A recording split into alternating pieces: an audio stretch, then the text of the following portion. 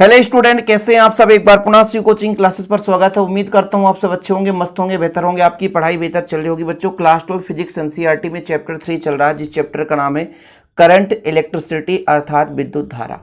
और हम आपको क्रम से वीडियोज लेक्चर प्रोवाइड कर रहे हैं। उम्मीद है कि आप लोग इसके प्रीवियस में जो भी वीडियो मैंने प्रोवाइड किया है उसे आप लोग देख लिए होंगे।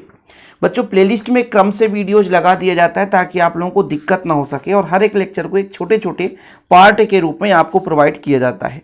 यदि आपने अभी तक इसका नोट्स नहीं लिया है तो कांटेक्ट नंबर मैं आपको दे देता हूं 9685299149।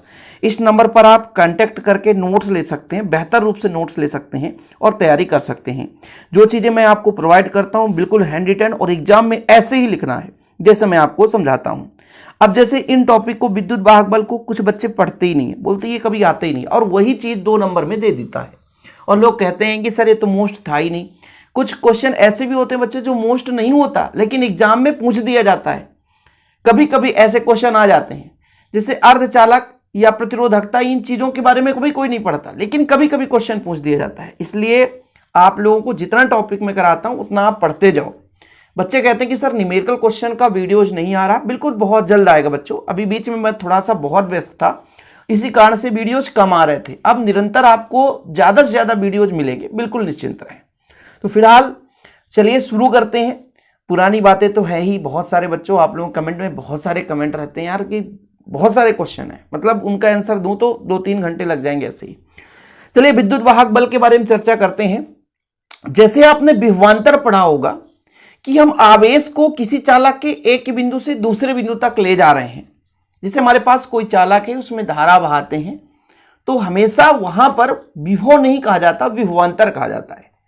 कि हम चालक के सिरों पर जो विभवांतर लगाते हैं तब धारा बहती है, और धारा विभवांतर के समानुपाती होता है। ये ओम साहब ने बताया था कि हमारे पास एक चालक है, उनके सिरों पर विभवांतर लगाते हैं। विभवांतर कैसे उत्पन्न होता है विभवांतर, इसी के आधार पर तो विद्युत वाहक बल आप समझोगे।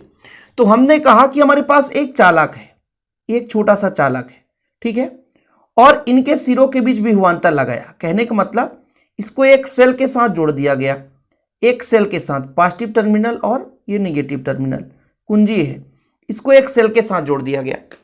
तो ये आपका प्लस धारा इधर बह रहा है, ठीक है, प्लस चार्ज है इसलिए धारा इधर बहेगा बच्चों, और इलेक्ट्रॉन प्रवाहित इधर इसके विपरीत होगा। अच्छा, आवेश यहां से यहां तक जाएगा तो इस आवेश को ले जाने में कुछ ना कुछ कार्य करना पड़ेगा। कार्य मतलब ऊर्जा लगेगी। भाई आप साइकिल में बैठे हो और यदि आप पैडल नहीं लगा रहे हो तो आपको पीछे से धक्का देना पड़ेगा, और धक्का देना पड़ेगा तभी आप जाओगे। अब ये होता कैसे है, थोड़ा सा इसका सिस्टम लोगों को समझ में नहीं आता कि सर प्लस चार्ज इधर जा रहा है और माइनस चार्ज इधर जा रहा है। देखो होता क्या है कि जैसे कोई कहा कि ये प्लस चार्ज यहां पर है, ठीक है, जब इलेक्ट्रॉन ये आया तो इस प्लस को समाप्त किया, और जहां से इलेक्ट्रॉन उठा वहां पे प्लस चार्ज आ गया, तो मतलब प्लस चार्ज यहां पर आ गया, ठीक है। ये कैसे आ गया, जैसे मान लीजिए एक व्यक्ति यहां पर बैठा है और उठकर इधर आया तो कुर्सी खाली हो गया कि नहीं। ऐसे इलेक्ट्रॉन यहां से निकलकर इधर आते जाते हैं, कुर्सी खाली होता जाता है, प्लस चार्ज यहां पर होता है और इधर का प्लस चार्ज समाप्त होते जाता है। इसलिए तो कहते हैं कि हमेशा यही कहा जाता है कि धनावेश गमन नहीं करता लेकिन उत्पन्न तो होता है कि नहीं होता, अर्थात इसी के कारण ये उत्पन्न हुआ है। ये प्लस था, ठीक है, जैसे यहां से इलेक्ट्रॉन निगेटिव चार्ज लिया हुआ बैठा है, इलेक्ट्रॉन इधर आ रहा बच्चों, तो ये प्लस को समाप्त करेगा, प्लस को खत्म करेगा। तो जहां से ये उठ के आ रहा वहां पे प्लस चार्ज, तो आवेश यहां से यहां तक उत्पन्न हो गया कि नहीं, अर्थात आवेश यहां से यहां तक चला गया। इलेक्ट्रॉन की दिशा इधर है लेकिन प्लस चार्ज यहां से यहां तक उत्पन्न हो गया, भले ही किसी न किसी प्रभाव से हुआ हो। इलेक्ट्रॉन यहां आ रहा है, कुछ ना कुछ प्रभाव हुआ होगा, कुछ ना कुछ वहां पे वर्क किया गया होगा, एनर्जी लगी होगी, उत्पन्न ऊष्मा भी उस चालक तार पे आ जाता है कि उसमें ऊष्मा भी उत्पन्न हो रहा है, कुछ ना कुछ कार्य है कि नहीं, और वही कार्य आपका विभवांतर कहलाता है। लेकिन ये चालक तार के सिरों के बीच आ जाता है, और इसी को सेल के रूप में लिया गया कि भाई हमारे पास सेल है और सेल में 2 इलेक्ट्रोड लगे हैं, और फिर उसमें हम सेल के माध्यम से एनर्जी मान लीजिए लेते हैं। कहने का मतलब तो पूरे परिपथ में, थोड़ा समझने की कोशिश करिएगा, पूरे परिपथ में धारा बहती है यदि हम सेल के माध्यम से धारा लेते हैं बच्चों, थोड़ा समझिएगा। तो सेल में भी तो आवेश बहता है कि नहीं बहता, और उस आवेश को बहाने के लिए जितना सेल को ऊर्जा लगानी पड़ती है, जितना ऊर्जा व्यय करना पड़ता है, वो उसका विद्युत वाहक बल हो जाता है। अर्थात जिस प्रकार से चालक तार पर एकांक आवेश को एक सिरे से दूसरे सिरे तक ले जाने में कार्य विभवांतर कहलाता था, यहां पर बच्चों, यहां पर विद्युत वाहक बल क्या होगा कि आवेश ही रहेगा और परिपथ में घुमाने के लिए सेल को जितना ऊर्जा देनी पड़ती है, जितना ऊर्जा व्यय करनी पड़ती है, उसे उस सेल का हम विद्युत वाहक बल कहते हैं। अब देखो, सेल ऐसे भी होता है बच्चों, जैसे विद्युत अपघटनी सेल में बाहर से धारा देते हैं, जिसमें एक विद्युत अपघटनी सेल यहां पर बना रखा है कि प्लस चार्ज से आवेश इधर जाएगा और इलेक्ट्रॉन इसके विपरीत दिशा में बहता है, धारा की विपरीत दिशा में बहता है। ये सिंपल है, ठीक है। कहने का मतलब ये इलेक्ट्रॉन का स्थानांतरण यहां से इधर होगा, यहां पे इलेक्ट्रॉन का स्थानांतरण होगा, सिंपल है। यहां से प्लस चार्ज आएगा। अब मान के चलता हूं बच्चों कि प्लस चार्ज मान लीजिए यहां से चला, यहां से आएगा, यहां पे उत्पन्न होगा। तो मान लीजिए यहीं से चला प्लस चार्ज, ये आपका मान लीजिए आपका एक छोटा सा सेल है या बैटरी है, कहीं से हम एनर्जी दे रहे हैं इस विद्युत अपघटनी सेल को। तो यहां से चार्ज चला और घूम करके यहां तक आने में जो इस सेल के द्वारा एनर्जी लॉस हुई, यानी इस सेल द्वारा कार्य किया गया, तो उस ऊर्जा को हम बोलते हैं बच्चों विद्युत वाहक बल। एकांक धनावेश को पूरे परिपथ में प्रवाहित करने पर सेल की जितनी ऊर्जा व्यय होती है उसे उस सेल का विद्युत वाहक बल कहते हैं। अभी फिलहाल ये तो मैं आपको विद्युत अपघटनी सेल बनाकर बताया। कभी कभी ये आपको विद्युत अपघटनी सेल में क्या होता है, बाहर से हम अंदर की ओर ऊर्जा देते हैं। लेकिन एक सेल ऐसा भी होता है ना, आप लोग ये सेल देख लो ना, एक छोटा सा सेल है, ये लो सेल, ठीक है। अब यहां से एक आप क्या करो, एक वायर ले लो और यहां से वायर ले लो, एक छोटा सा बल्ब लगा दो। तो जब इन दोनों को हम कनेक्ट करेंगे तो यहां से चार्ज भैया आवेश यहां से घूम करके परिपथ से होकर के यहां तक पहुंचेगा। तो जितना इस सेल के द्वारा एनर्जी लगाई गई, जितनी खर्च की गई, वो उसका विद्युत वाहक बल कहलाया। इसके माध्यम से समझो आप, एक छोटा सा विद्युत अपघटनी सेल छोड़ दो, ये शुष्क सेल ले लो। शुष्क सेल में आप क्या करो कि दोनों साइड वायर लगा दो और वायर लगा करके एक बल्ब जला दो, सीधा फंडा। तो यहां से मान लीजिए रिलीज हो रहा है आवेश और यहां से यहां तक घूम कर जाएगा, क्योंकि भाई प्लस से यदि निकल रहा है आवेश तो माइनस पर जाएगा। इलेक्ट्रॉन माइनस से प्लस की ओर चलता है, धारा प्लस से माइनस की ओर, तो आवेश का प्रवाह प्लस से माइनस की ओर समझेंगे, लेकिन इलेक्ट्रॉन का प्रवाह माइनस से प्लस की ओर समझेंगे। ये चीज आपको याद रखना है, ठीक है बच्चों, ये चीज होना चाहिए। तो यहां पर कहने का मतलब इसके साथ परिपथ जोड़ दिया जाए, तब आवेश का स्थानांतरण होने में जितना ऊर्जा व्यय होगी उसे उस सेल का हम विद्युत वाहक बल कहते हैं। तो जिस प्रकार से बच्चों आप लोगों ने पढ़ा होगा कि आवेश को ले जाने में किया गया कार्य आपका विभवांतर होता है। यहां पर विभवांतर की बात की जाए तो आवेश को ले जाने में किया गया कार्य विभवांतर होता है। उसी प्रकार से विद्युत वाहक बल भी है कि आवेश को ले जाने में किया गया कार्य सेम रूप है। इसका मात्रक वोल्ट होता है बच्चों, इसका मात्रक वोल्ट होता है, इसका भी मात्रक वोल्ट होता है। कोई हेराफेरी नहीं, आपको वही चीजें लिखना है, कोई हेराफेरी नहीं, सेम चीजें हैं, ठीक है। कोई दिक्कत तो नहीं है, चीजें क्लियर होनी चाहिए बच्चों, आप लोगों के मन में बोरिंग ना हो यार। मैं आपसे यही अपेक्षा रखता हूं कि आप लोगों के मन में जो भी डाउट हो प्लीज आप लोग कमेंट बॉक्स में कह सकते हैं। मैं कोशिश यही करता हूं बच्चों कि आपको बेहतर से बेहतर कंटेंट प्रोवाइड कर सकूं। तो मैंने कहा कि जो विद्युत वाहक बल है, कुल मिलाकर परिपथ में आवेश को बहाने में किया गया कार्य है सेल के द्वारा, वही आपका विद्युत वाहक बल है। इसका यदि मैं आपसे कह दूं मात्रक, तो आप कह दो सर विद्युत वाहक बल का मात्रक क्या है, वोल्ट है, ठीक है, वोल्ट है। तो यदि मैं आपसे कह दूं 1 वोल्ट कब होगा, 1 वोल्ट कब होगा, जब 1 जूल कार्य किया जाए और आवेश 1 कूलाम हो।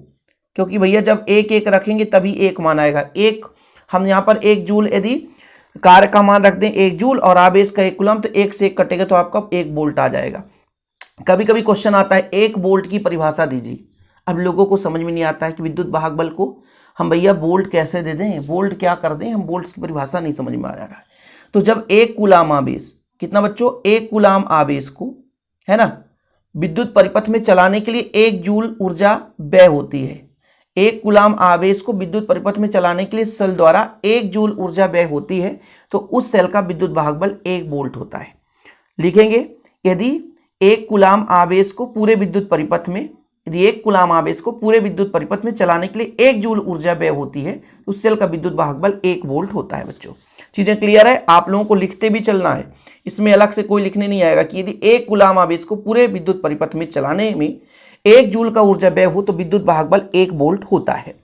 यदि मैं आपसे कह दूं कि विमीय सूत्र बताओ, तो आप विमीय सूत्र निकालना बच्चों। मैं यहां पे लिख देता हूं, जो बच्चा नहीं लिखा है लिख ले, ठीक है, विमीय सूत्र।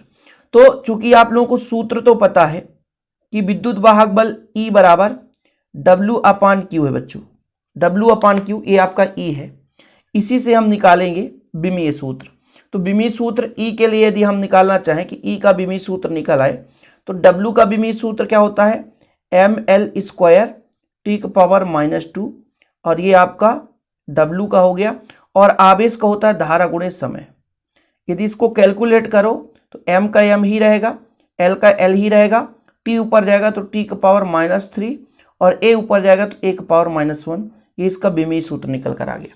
जरूरी है जानना, जरूरी जानना भैया, जरूरी है। इन चीज़ों को आप लोगों को जरूरी है जानना, इसलिए आप लोग कंफ्यूज मत हुआ करो। इतना क्लियर है, यहाँ तक तो चीज़ें समझ में आ गई विद्युत वाहक बल के बारे में। अभी एक और आएगा भाई, विभवांतर। विभवांतर तो मैंने पहले ही पढ़ा दिया है, विभवांतर अलग से पढ़ाने की जरूरत अब नहीं है। कभी कभी मान लीजिए विद्युत वाहक बल की एक दूसरी परिभाषा भी मिल जाती है कि जैसे मान लीजिए खुला परिपथ हो, मतलब ये हमारे पास सेल है और खुला परिपथ, मतलब इन दोनों में से परिपथ जो है एनर्जी लॉस नहीं हो रहा है, धारा नहीं बह रही है। तब इन दोनों, जैसे यहाँ पर एक इलेक्ट्रोड, इसको इलेक्ट्रोड मान के चलते, जैसे मान लीजिए यही है, इस परिपथ में हम मान के चलते हैं कि इस कुंजी ऑफ है, मतलब ऑन नहीं है। अब यहाँ पर कुछ ना कुछ विभवांतर होगा, तो इन दोनों इलेक्ट्रोडों के बीच अधिकतम विभवांतर को हम सेल का विद्युत वाहक बल कहते हैं। जब सेल खुला परिपथ में हो, अर्थात सेल द्वारा कार्य ना किया जा रहा हो, तो हमारे पास दो इलेक्ट्रोड होंगे, तो दोनों इलेक्ट्रोडों के बीच अधिकतम विभवांतर जो होगा वो सेल का विद्युत वाहक बल होगा। ये भी आप नोट कर लेना बच्चों, नोट कर लेना कि भाई साहब ये हमारा जब खुला परिपथ है, खुला परिपथ मतलब धारा प्रवाहित नहीं हो रहा है, यहाँ पर सेल द्वारा कार्य नहीं किया जा रहा है, तब इन दो इलेक्ट्रोडों के बीच जो अधिकतम विभवांतर होगा वही उसका विद्युत वाहक बल होगा। अब एक परिभाषा और भी आ जाता है, जब आप आंतरिक प्रतिरोध के लिए व्यंजक पढ़ते हैं तब वहां पे आता है टर्मिनल विभवांतर। ये टर्मिनल विभवांतर क्या होता है, क्योंकि जैसा हमने अभी आपको बताया कि सेल दो स्थिति में हो सकता है, जब उससे धारा ली जाए, और दूसरा कंडीशन ये है कि भैया जब उसमें से धारा ना ली जाए, दोनों कंडीशन हो सकता है ना। तो जब सेल बंद परिपथ में होता है तो उसके इलेक्ट्रोडों के मध्य विभवांतर को उस सेल का टर्मिनल विभवांतर कहते हैं। सेल बंद परिपथ का मतलब क्या होता है, खुला परिपथ, बंद परिपथ। खुला परिपथ में है, खुला परिपथ में मतलब कहने का मतलब उससे किसी प्रकार से एनर्जी रिलीज नहीं हो रही है, एनर्जी लॉस नहीं हो रहा है, सेल के द्वारा कोई कार्य नहीं किया जा रहा है। लेकिन बच्चों जब सेल कार्य करने लग जाए, जब सेल कार्य करने लग जाए तो उसे हम क्या बोलेंगे, बंद परिपथ में हो, तो तब उस सेल के इलेक्ट्रोडों के मध्य के जो विभवांतर होता है बच्चों, उसको हम टर्मिनल विभवांतर कहते हैं। थोड़ा समझने की कोशिश करेंगे आप लोग कि भाई साहब विभवांतर शब्द तो है ही, लेकिन टर्मिनल विभवांतर क्या हो गया, कि मान लीजिए सेल कार्य कर रहा है तो एकांक धनावेश को बाह्य परिपथ में चलाने के लिए सेल को जितना कार्य करना पड़ेगा उसे उसका हम टर्मिनल विभवांतर कहते हैं। तो ये विभवांतर भी शब्द आप लोग समझिए और टर्मिनल विभवांतर भी समझिए। तो ये टर्मिनल विभवांतर आप लोग तैयार कर लेना भाई, परिभाषा है, इसलिए लिखा देता हूं परिभाषा, क्योंकि कभी कभी कुछ चीजें नोट्स में अवेलेबल नहीं रहती हैं। जैसे ये परिभाषा नोट्स में अवेलेबल यदि नहीं होगा तो आप लोग कहोगे सर कि ऐसी चीजें हम कहाँ से लाएं, कहाँ से पाएं। तो प्लीज आप लोग ऐसे तैयारी करते रहा करिए। कोई भी टॉपिक छूट जाता है तो कहीं नोट्स से, कहीं वीडियो लेक्चर से। इसलिए तो मैं कहता हूं बच्चों कि जो बच्चा 90+ लाना चाहता है तो कॉम्बिनेशन में पढ़े, नोट्स और वीडियो लेक्चर दोनों चीज़ों को पढ़े, साथ में जो भी हम स्ट्रेटजी बताते हैं उसको आप फॉलो करते चलें, निश्चित ही आप अच्छे अंक के साथ उत्तीर्ण होंगे। आज के लिए इतना ही। वीडियो पसंद आए तो लाइक करके शेयर कर दें। जय हिंद, वंदे मातरम। नोट्स लेना तो कॉन्टैक्ट नंबर दे देता हूँ 96 85 29 91 49, 96 85 29 91 49। जय हिंद, वंदे मातरम।